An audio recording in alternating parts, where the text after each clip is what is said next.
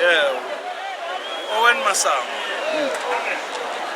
La semashini phuma la iThokoza. Siwe ukuzolethwa ama memorandum labantu aba-owner lama company.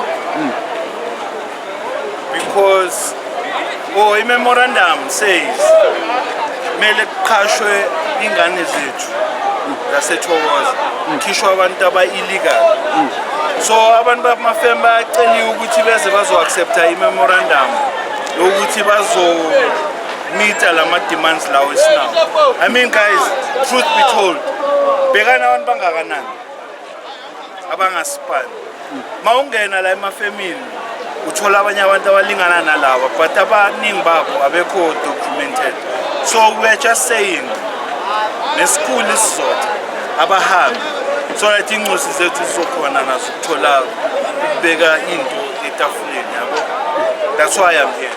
So I'm hoping ukuthi after today kuzawuhanjwa nesihle hayi nesibi. Lokhu sesikuphathele nje ukwenza i-message ukuthi sinazo ikhala hayi ukuthi asinazo.